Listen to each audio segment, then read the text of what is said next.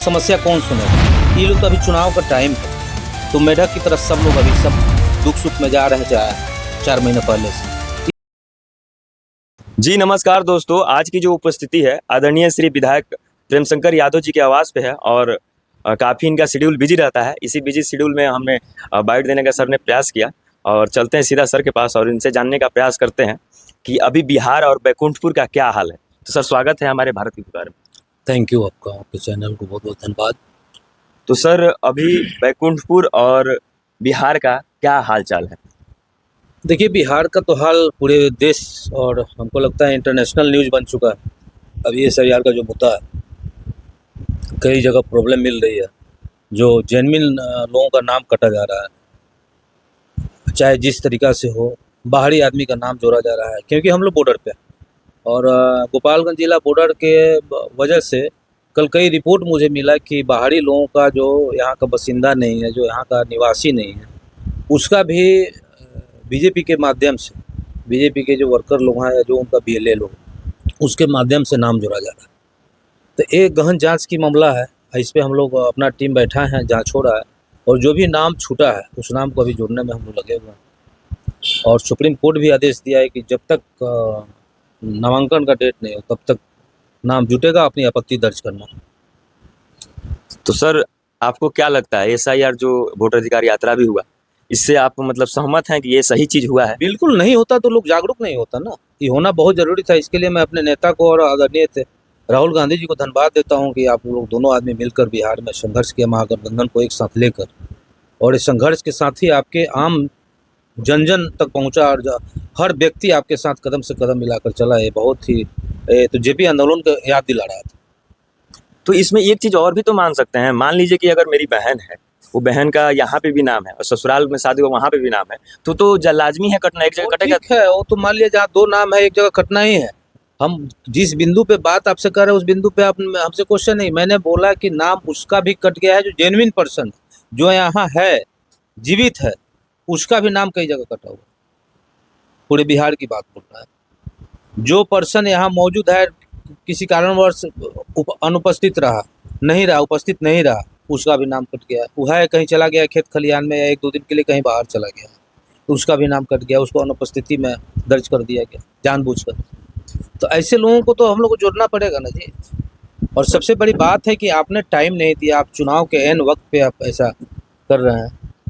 अब जो आदमी आप ही के परिवार का कोई आदमी मजदूरी करने गया है, बाहर कमा रहा है, तो उसको तो मौका मिलना चाहिए ना। छठ पर्व है, दीपावली है, दशहरा है, सब लोग छुट्टी में आता है और आपने टाइम नहीं दिया।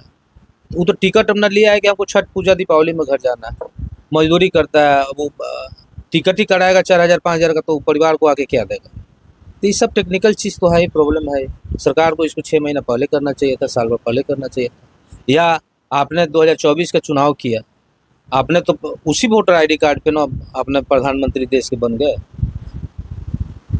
आप उसी पे ना बने तो आप भी इस्तीफा दो, फिर से चुनाव कराओ। तब अभी जो वोटर लिस्ट जारी होगा इस पे आप चुनाव कराओ, पता चल जाएगा आपको।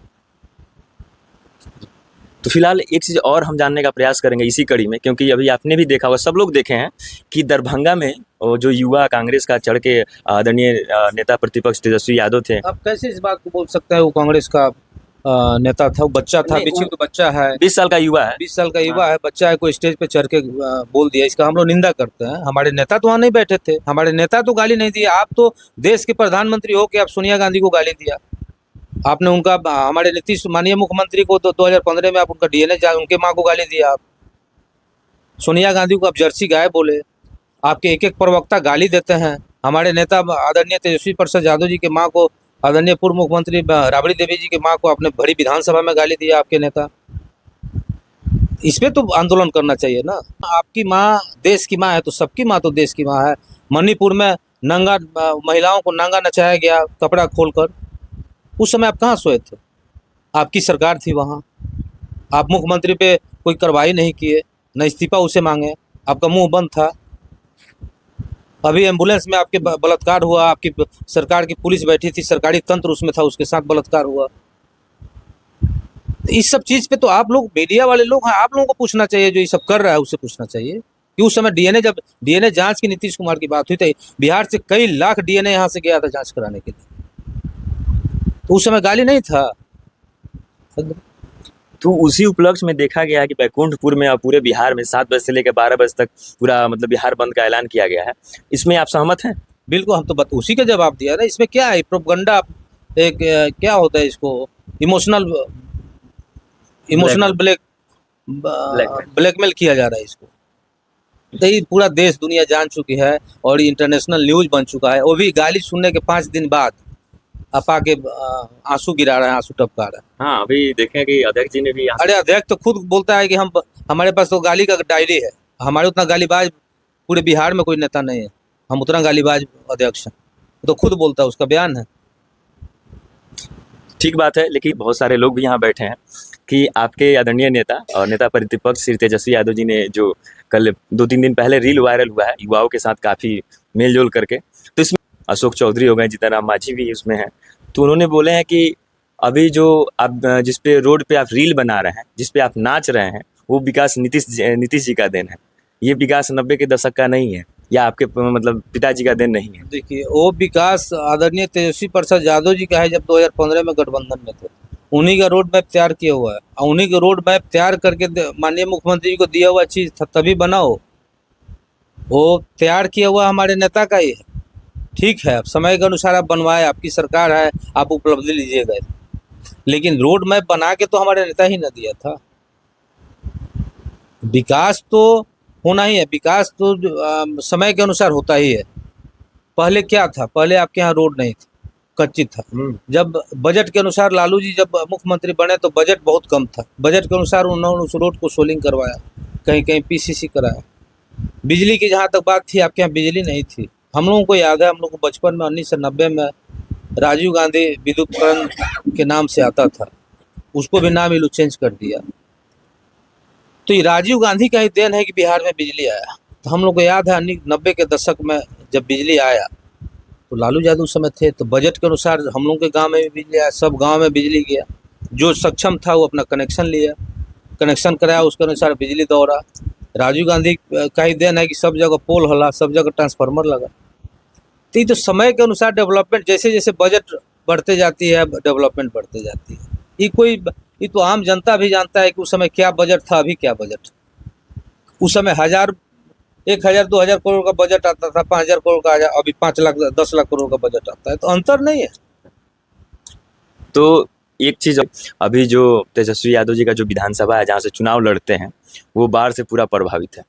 तो लोग ये भी बोल रहे हैं कि आप रील ना बनाते, आप वहाँ पे रहते, जनता का समस्या सुनते, तो थोड़ा बेहतर लगता है कि हमको तो लगता है कि तेजस्वी यादव जी ने जितना क्षेत्र में रहते हैं और पूरे बिहार का जितना दौरा किया, आज तक इतिहास गवाह है बिहार की कि उतना दौरा कोई नहीं कर सकता।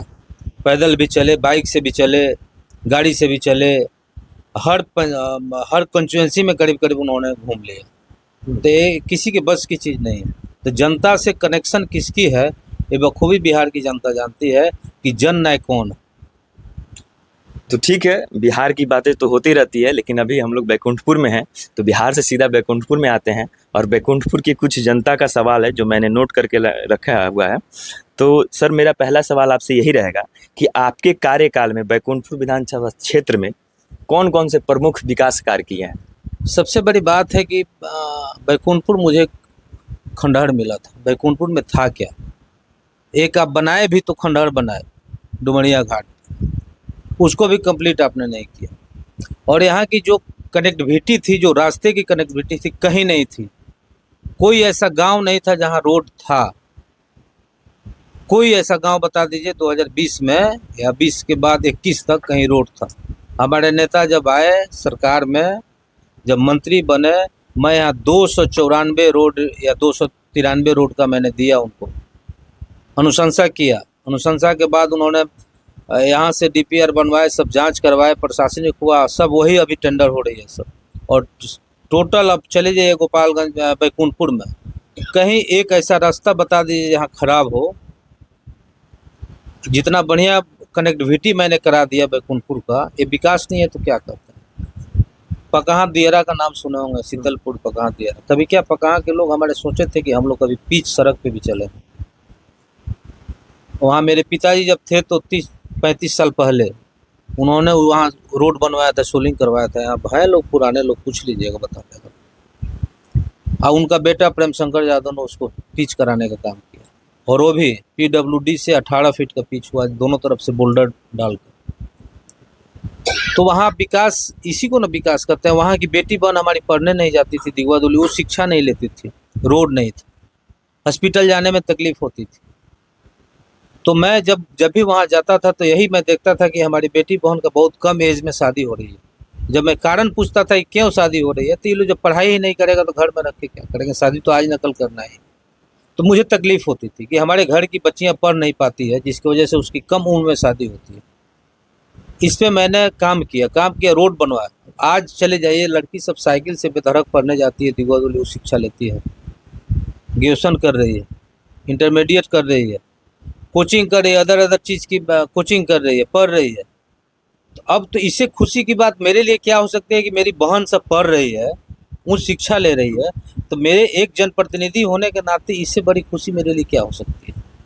और वहाँ की अब जब पढ़ेगी तो वहाँ विकास होगा, वहाँ के लड़के लड़कियाँ जब पढ़ेगी तो वहाँ का विकास होगा, उस जगह का विकास होगा, उस एरिया का विकास होगा, मानसिकता लोगों का चेंज हुआ, इसी को ना विकास कहते हैं।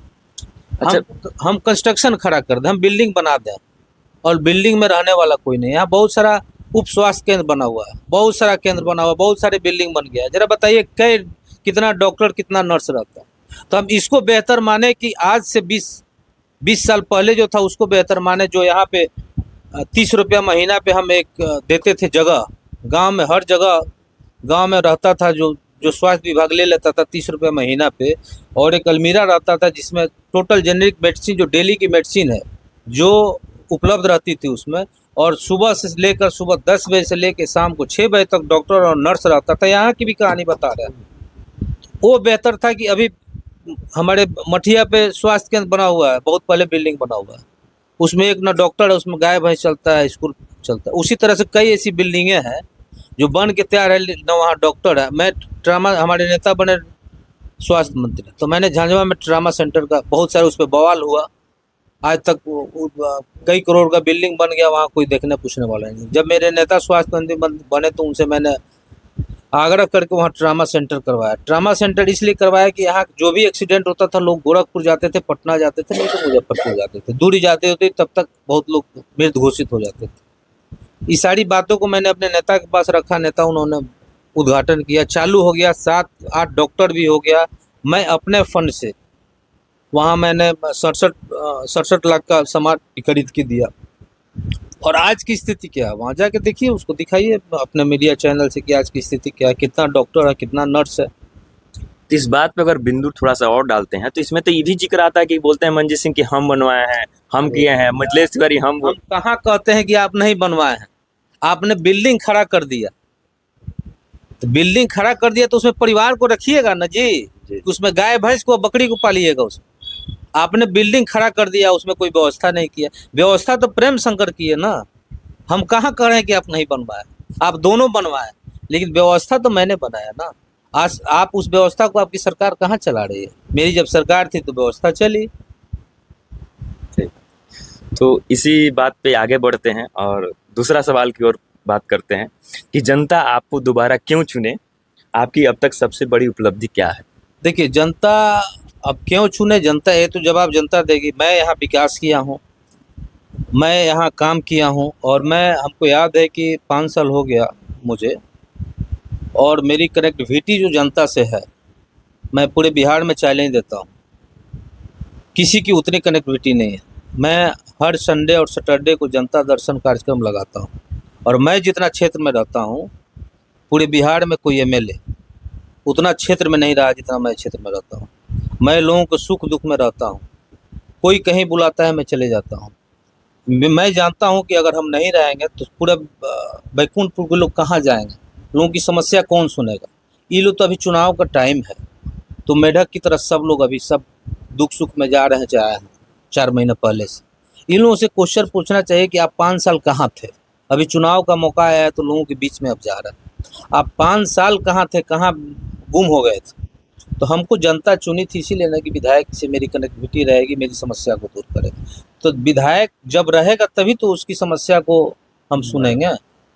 तो इसीलिए मैं तय कर दिया था कि शनिवार, रविवार, सोमवार 3 दिन मैं घर पे रहूँगा, हर हालत में रहूँगा।